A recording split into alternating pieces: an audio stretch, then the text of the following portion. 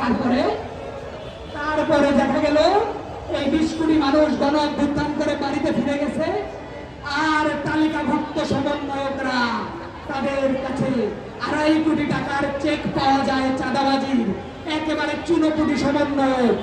আল্লাহ জানেন আমাদের তথ্য উপদেষ্টা যে নতুন দলের রথি মহারথীর একটি দুর্নীতিবাদ নতুন সার্কেলের কথা বলছেন, তাদের বাড়িতে কয় হাজার কোটি টাকার চেক আছে আল্লাহ জানেন।